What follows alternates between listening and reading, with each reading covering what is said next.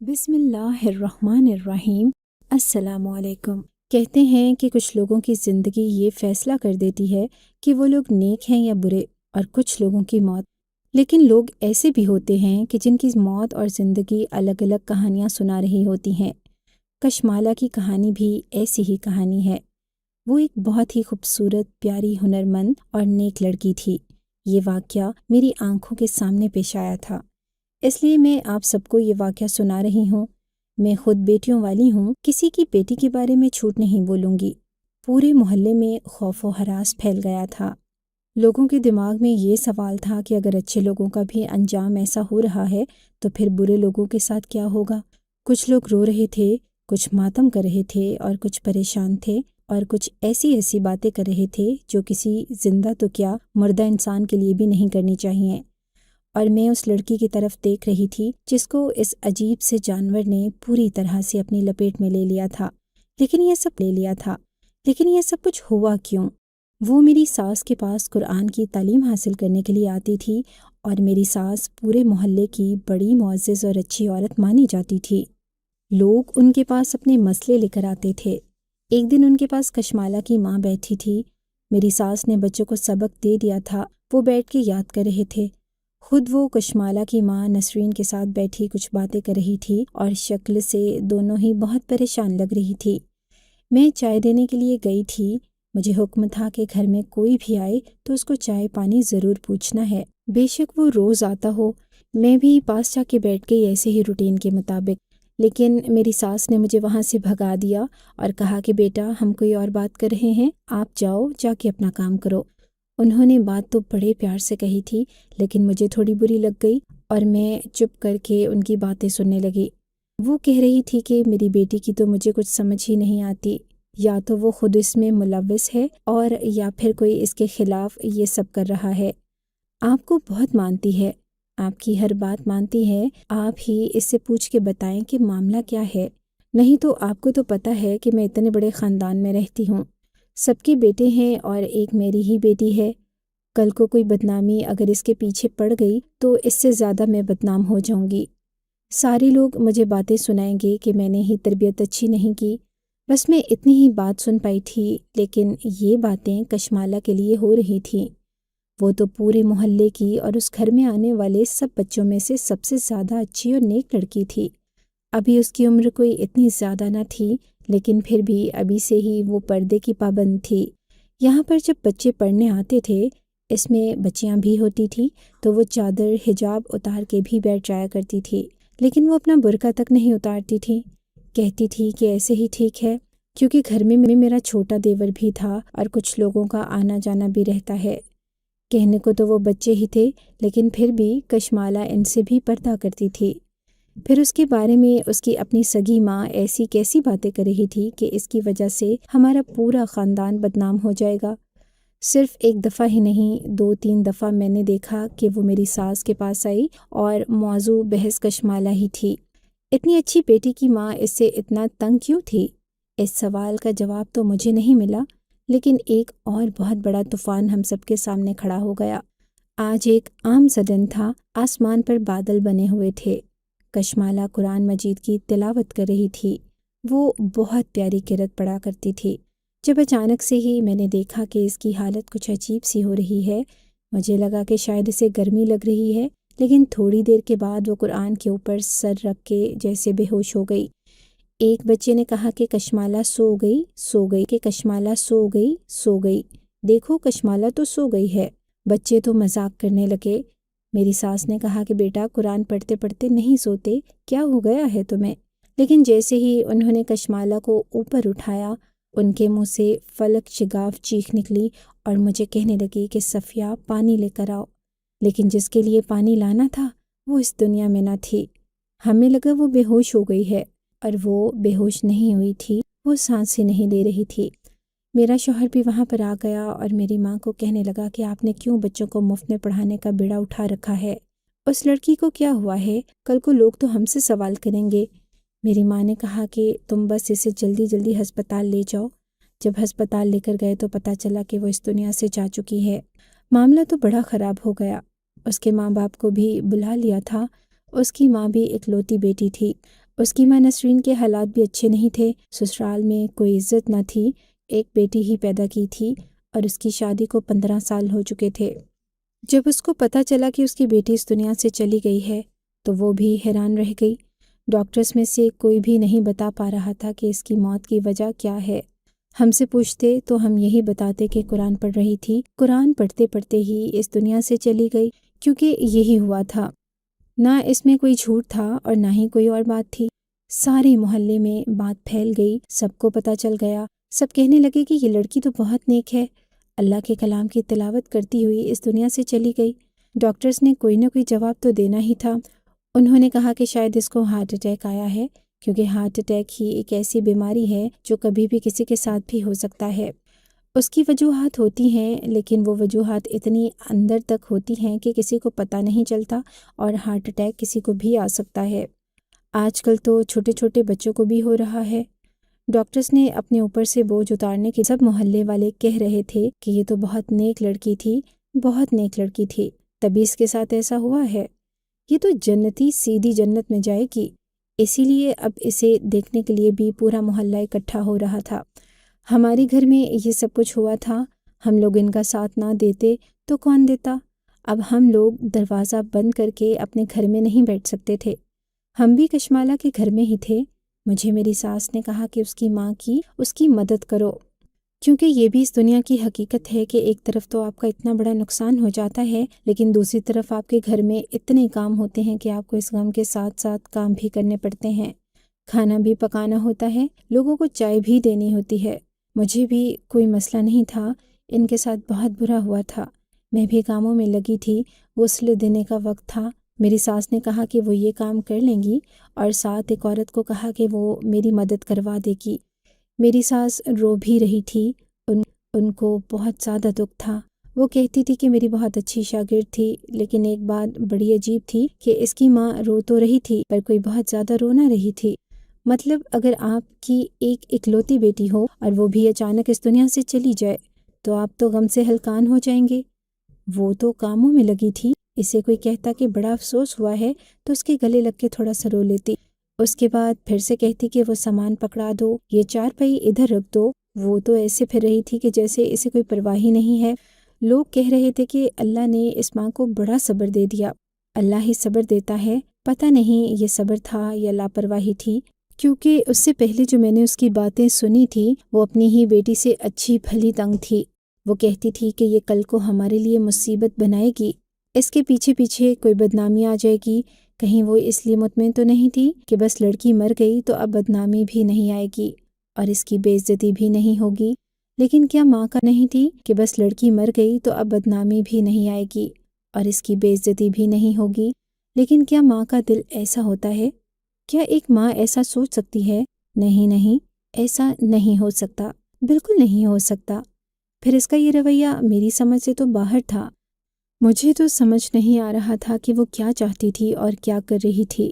ویسے تو کوئی بھی موت اچانک ہی ہوتی ہے، لیکن اگر کوئی انسان بیمار ہو، کسی مصیبت میں ہو، چارپائی پہ پڑا ہو اور پھر وہ اچانک سے اس دنیا سے چلا جائے تو گھر والوں کو پتہ ہوتا ہے کہ اس کی طبیعت خراب تھی، چلا گیا۔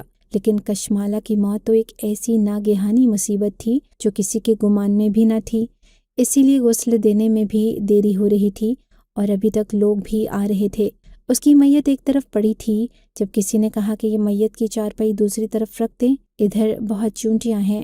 میت پہ شاید چونٹیاں چڑھ رہی تھی اور عورتیں اپنے ہاتھوں سے جھاڑ رہی تھی۔ کا نہیں ہوتا، کچھ حصہ کچا بھی ہوتا ہے تو کیڑے مکوڑے چونٹیاں آ ہی جاتی ہیں، لیکن اب معاملہ شدت اختیار کرنے لگا۔ ایسا لگنے لگا کہ جیسے سارے شہر کی چونٹیاں اس کی میت کے آس پاس جمع ہو رہی ہیں، یہاں تک کہ معاملہ اتنا خراب ہو گیا کہ چونٹیوں نے جیسے اس کی میت پہ حملہ ہی کر دیا تھا۔ عورتیں پیچھے ہٹنے لگیں، پریشان ہونے لگی۔ اس کی ماں نے یہ منظر دیکھا، اس کی دادی نے دیکھا، وہ بھی سب حیران رہ گئی تھی کہ یہ کیا ہو رہا ہے۔ اب تو وہ چونٹیاں اتنی زیادہ ہو گئی تھیں کہ ان کو ہاتھوں سے نہیں ہٹایا جا سکتا تھا۔ ان کے گھر میں ایک عورت تھی جس کے پاس چونٹی مار سپرے تھا، وہ جا کر سپرے اٹھا لی۔ اپنی طرف سے اس نے بڑی عقل مندی کی، سپرے مارنے کے باوجود بھی کچھ نہیں ہو رہا تھا۔ میں نے ایک عورت سے پوچھا، میں نے کہا کہ یہ کون ہے؟ تو اس نے کہا کہ یہ کشمالہ کی تائی ہے، अपने बेटे का रिश्ता करना चाहती थी कशमाला के साथ, इसे अपनी बहू बनाना चाहती थी, लेकिन देखो वो बेचारी तो इतनी सी ये बहुत ज़्यादा परेशान हो रही है। मैंने कहा कि हाँ ये तो है। जब इसने कहा कि वो अपने बेटे का रिश्ता करना चाहती थी तो मेरे दिल में इसके बेटे को देखने का तजस्सुस जागने लगा कि देखो तो सही कि अगर कशमाला की शादी इस लड़के से होती तो वो लड़का कैसा था, देखने में कैसा लगता था। उनके घर के लोग आस पास ही फिर रहे थे, वो भी शायद कहीं फिर रहा होता। मैं कामों में लगी थी कि अचानक एक लड़के से टकराई जिसकी उम्र ज़्यादा न थी, लेकिन उसके पास से अजीब सी बदबू आ रही थी। मैंने उसकी तरफ देखा तो मैं हैरान रह गई। बिल्कुल काला सूखा, अभी भी उसके मुंह में गुटखा, सुपारी या पान में से कोई एक चीज़ थी और वो अजीब सी शक्ल बना के खड़ा था। मैंने कहा कि देखे नहीं चल सकते, तो कहने लगा कि तुम्हें देखे ही तो मेरे पाँव फिसले हैं। मुझे बड़ा गुस्सा आया। मैंने कहा कि इसको देखो, मैं इसकी माँ की उम्र की हूँ और ये किस तरह की बातें कर रहा है। मैंने कहा कि मैयत वाला घर नहीं होता ना तो तुम्हें बताती कि तुम्हारा पाँव कैसे फिसलता है। वो इस बात पे भी हंसने लगा और वहाँ से चला गया। मुझे बड़ा बुरा लगा। मैंने कहा कि पता नहीं ये कौन पागल है। उस तरफ चूंटियों ने अजाब बना रखा था, मैयत को जहाँ ले जाते चूंटियाँ पीछे पीछे वहाँ जाती। थोड़ी देर बाद ही लोगों ने नतीजा निकाल लिया, क्योंकि लोग तो बातें ही करते हैं। लोगों ने कहा कि ये चूंटियाँ नहीं हैं, ये इस लड़की पे अजाब है, अजाब आया हुआ है, अजाब आया हुआ है इसके ऊपर। तभी तो ये अचानक इस दुनिया से चली गई और अब इसकी मैयत पे अभी से ही कीड़े मकोड़ों ने हमला कर दिया। हमारे मुआशरे में एक बात मशहूर है ना कि तुम्हारी कब्र में कीड़े पड़ेंगे, जबकि कब्र में कीड़े हर इंसान के ही पड़ते हैं। हाँ होते हैं कुछ अल्लाह के बहुत ज़्यादा नेक बंदे जिनके कफन पे मिट्टी तक नहीं लगती, लेकिन वो तो हज़ारों में से बहुत कम होते हैं। बाकी तो हर इंसान की कब्र में कीड़े ही पड़ते हैं। ये तो एक नेचुरल प्रोसेस होता है और कीड़ों से यही बात मशरूत की गई है कि जो गुनाहगार होता है उसको कीड़े लग जाते हैं, वो कीड़े लग जाते हैं। तो बस लोग उस नतीजे पे पहुंच गए। उन्होंने कहा कि इसका मतलब कि ये लड़की कोई अच्छी लड़की न थी, तभी इसके साथ ये सब कुछ हो रहा है। अब तो जो गुस्ल देने वाली दूसरी औरत थी वो भी वहाँ से भाग गई। उसने कहा कि मैं तो इसकी मैयत को हाथ भी नहीं लगाऊंगी, इसने कोई बहुत बड़ा गुनाह किया है तभी इसके साथ ये सब कुछ हुआ है। अजीब सा मामला था, सुबह से ही तमाशा बना हुआ था। पहले ये कि इसके साथ इतना बुरा हो गया, फिर ये चूंटियों वाली बात और अब लोगों की बातें। पता नहीं नसरीन कैसे ये बातें बर्दाश्त कर रही थी, कुछ भी नहीं बोल रही थी, पर अब इसकी आंखों में आंसू थे, घुट घुट के रो रही थी। उसने मेरी सास की मिन्नत की कि जल्दी जल्दी गुस्ल की तैयारी करें ताकि इसको इसकी आखिरी मंजिल तक पहुंचा दिया जाए, नहीं तो ये सब लोग मेरी बेटी की लाश पे भी बातें करते रहेंगे और मुझसे ये सब कुछ बर्दाश्त नहीं हो रहा है। पीछे से उसकी सास कहने लगी कि अगर बर्दाश्त नहीं हो रहा तो अच्छी तरबियत करनी थी ना, अच्छी तरबियत करनी थी ना अपनी बेटी की। देखो तो सही कैसे मरने के बाद भी हमें पूरे मोहल्ले में बदनाम करके गई है, तमाशा बना दिया है हमारा।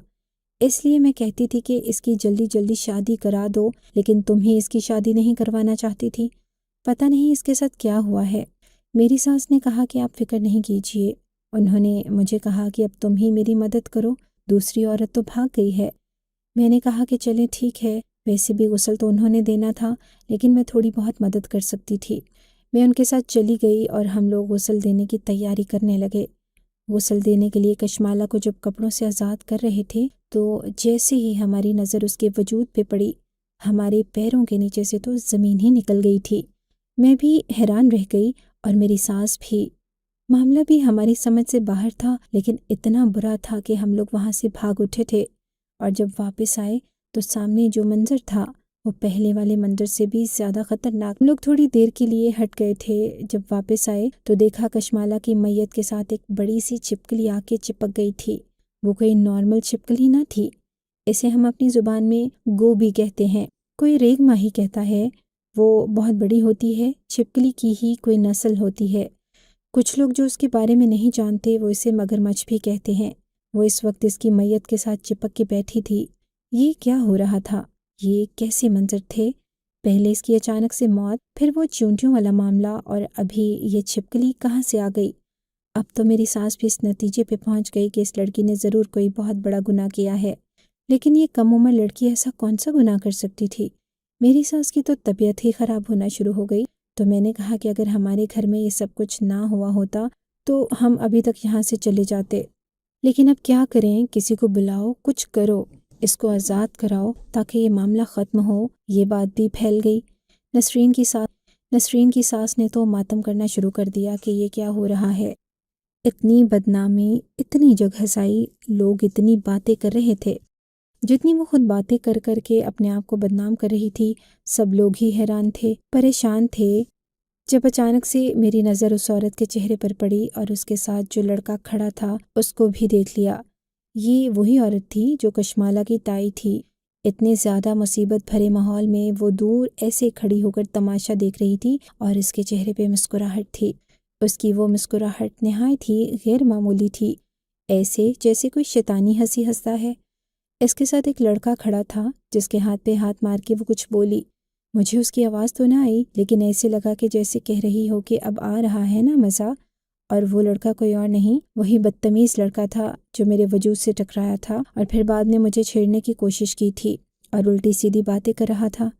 اس پورے غمزدہ ماحول میں جس میں خوف و ہراس بھی پھیلا ہوا تھا، دکھ بھی تھا اور پریشانی بھی تھی، ان دونوں کا رویہ کچھ عجیب سا تھا۔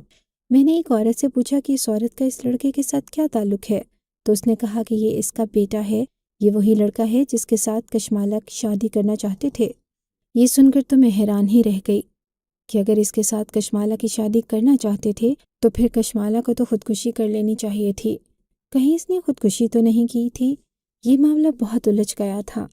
اسی طرح سے اس چھپکلی کو وہاں سے ہٹایا گیا۔ جب کشمالہ کو غسل دینے لگے تو میں نے اور میری ساس نے ایک بات نوٹ کی، ایک ایسی بات جو ان ساری باتوں کی وجہ بھی تھی اور اس سارے تماشے کا جواب تھی، لیکن اس بات کو ہم نے اپنے دل میں رکھ لیا کہ ابھی یہ موقع نہیں ہے بات کرنے کا۔ جلدی کشمالہ کو غسل دے کر اسے مٹی کے حوالے کر دیا گیا۔ لوگوں کی باتیں تو اب ختم ہونے والی نہ تھی۔ یہ موضوع تو اس محلے میں شاید ہمیشہ ہی تازہ رہتا۔ لوگ ایک دوسرے کو کہانیاں سناتے، کیونکہ اس طرح کی باتیں تو لوگ کہانی بنا کر ایک دوسرے کو سنانا اپنا فرض سمجھتے ہیں۔ اللہ کے اسلام سے اور اپنے اس پیارے مذہب سے لوگوں کو ڈراتے ہیں۔ یہ بات میں اس لیے کر رہی ہوں کیونکہ اس میں کشمالہ کے لیے اللہ کی طرف سے کوئی سزا نہیں تھی، بلکہ معاملہ کوئی اور تھا۔ اس بات کو 2 مہینے گزر گئے تو ایک دن میری ساس نے مجھے ایک بات بتائی۔ انہوں نے کہا کہ تمہیں پتہ ہے نا کہ کشمالہ کی ماں میرے پاس آیا کرتی تھی اور کوئی بات کرتی تھی۔ میں نے کہا کہ جی۔ اس نے کہا کہ میں تمہیں بتاتی ہوں کہ وہ کیا کہتی تھی۔ وہ کہتی تھی کہ میری بیٹی کے لیے اس کی تائی کے بیٹے کا رشتہ دے رہے ہیں۔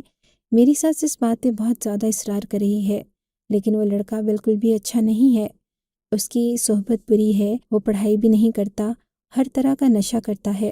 حالانکہ ابھی اس کی عمر بھی کم ہے، پھر بھی میری بیٹی سے 8-9 سال بڑا ہے۔ پورے محلے میں پتہ نہیں کتنی لڑکیوں کے سر آ جاتی ہے۔ وہ کہتی ہے کہ اس کی شادی ہو جائے گی تو یہ ٹھیک ہو جائے گا، اور اس کا رشتہ میری کشمالہ سے کرنا چاہتی ہے۔ اگر میں نے انکار کیا تو وہ میری بیٹی کو بدنام کر دیں گے، اس کے ساتھ برا کریں گے، لیکن میں اپنی بیٹی کی زندگی کو برباد نہیں کروں گی۔ کبھی کبھی مجھے لگتا ہے کہ کہیں کشمالہ بھی اسے پسند تو نہیں کرتی، لیکن ایسا نہیں ہو سکتا۔ اگر ایسا ہوتا تو وہ مجھے ضرور بتاتی۔ اور اس کے بعد معاملہ یہ ہوا کہ اس نسرین نے رشتے سے انکار کر دیا تھا، اور اچھا بھلا انکار کیا تھا، اور اس کے 1 ہفتے بعد ہی کشمالہ اس دنیا سے چلی گئی۔ کیونکہ معاملہ یہ تھا کہ جب ماں بیٹا کو یہ پتہ چلا کہ ہمیں اس لڑکی کا رشتہ نہیں ملنا، تو انہوں نے پہلے ہی اس کی جان لی۔ اس کے لیے انہوں نے اسے ایک ایسا خاص قسم کا زہر دیا کہ جس کے بعد کشمالہ کی میت پہ کوئی علامات ظاہر نہیں ہوئی کہ اس کو زہر دیا گیا ہے۔ اور یہاں پہ گاؤں میں ڈاکٹرز کون سے اتنے قابل تھے کہ ان کو پتہ چل جاتا کہ کسی اور طرح کا زہر ہے۔ انہوں نے تو ہارٹ اٹیک کا کہہ کے جان چھڑوا عموماً لڑکی کو زہر دے دیا، اور اس کے بعد موقع دے کے اس کی میت دیکھ کے گڑ کا پانی لگا دیا، وہ بھی بہت زیادہ مقدار میں، اتنا زیادہ کہ بار بار چونٹیاں اس کے پاس آنے لگیں۔ صرف اتنا ہی نہیں، انہوں نے چونٹیوں کو بھی راستہ دکھایا، اور لڑکا یہی سب کرتا پھر رہا تھا، کیونکہ جب وہ مجھ سے ٹکرایا تو اس کے ہاتھ میں ایک لکڑی کی سٹک تھی، جبکہ وہ اس لکڑی کی سٹک کو پکڑ کے چل تو نہیں رہا تھا، یہی تماشے کرتا پھر رہا تھا۔ اور وہ چھپکلی، وہ بھی شاید اسی لیے وہاں پہ آئی ہوگی۔ کشمالہ ایک نیک اور اچھی لڑکی تھی۔ وہ لوگ اس کو مرنے کے بعد بھی بدنام کرنا چاہتے تھے تاکہ کل کو یہ کہہ سکیں کہ بڑی ہی بری اور بد کردار لڑکی تھی۔ اچھا ہوا ہمارے بیٹے کی شادی نہیں ہوئی اس کے ساتھ، اور اس دنیا سے ہی چلی گئی، اور کیسی عبرت کا نشان بنی ہے۔ کیونکہ ابھی بھی وہ پورے محلے میں یہی باتیں پھیلا رہی تھی، گھر گھر جا کے لوگوں کو یہ کہانی سنا رہی تھی، کیونکہ سب کو پتا تھا کہ اس کے بیٹے کو گھر سے ہی انکار ہو گیا، تو پھر پورے محلے میں سے اسے کس نے رشتہ دینا تھا۔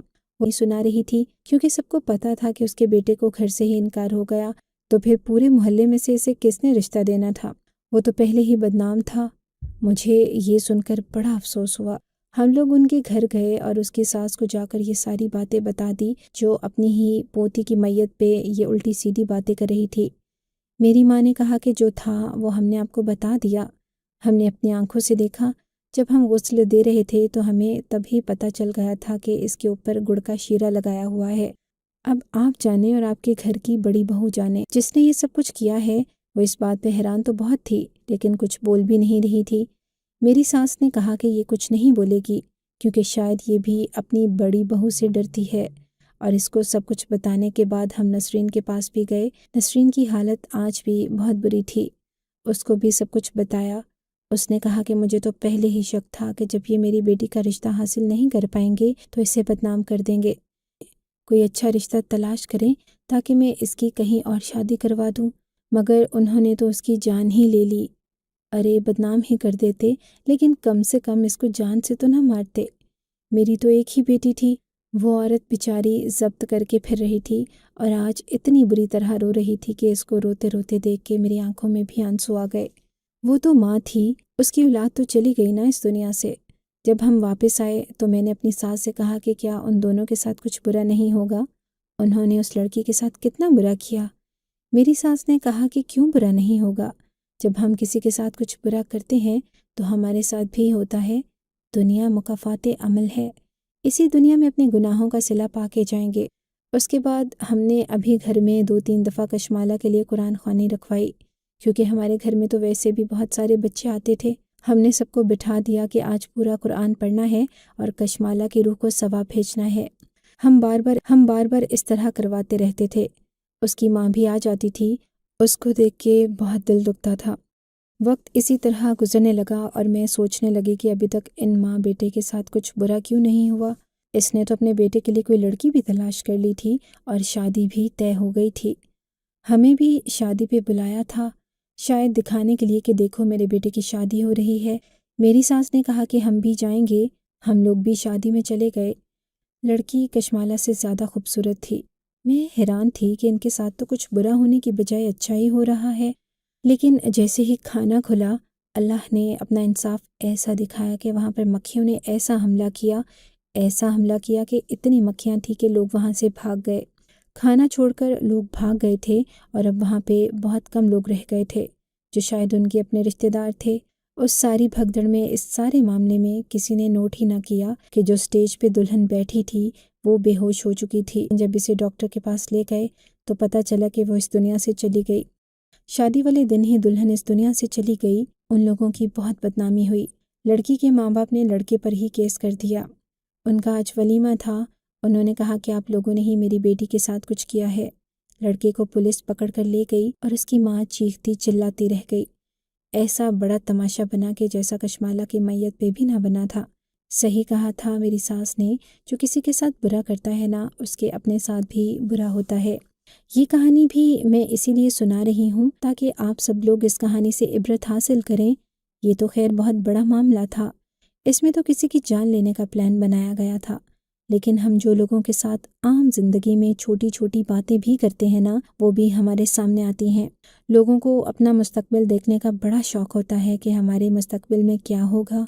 میں بتاتی ہوں مستقبل دیکھنے کا طریقہ۔ آپ کا مستقبل پتہ کیا ہے جو آپ نے میں بتاتی ہوں مستقبل دیکھنے کا طریقہ۔ آپ کا مستقبل پتہ کیا ہے جو آپ نے دوسروں کو چھوٹی موٹی باتیں کی ہوئی ہیں نا، انا اور غرور میں آ کر ان کو کچھ کہا ہے، وہ ساری باتیں ہی آپ کا مستقبل ہیں، کیونکہ آپ نے جو اگر آپ کو ہماری یہ کہانی اچھی لگی ہے تو ہماری کہانی کو لائک کیجیے اور اس طرح کی مزید کہانیاں سننے کے لیے ہمارے چینل کو سبسکرائب کیجیے۔ کہانی سننے کا شکریہ۔ آپ سے ملاقات ہوگی اگلی ویڈیو میں، تب تک کے لیے اللہ حافظ۔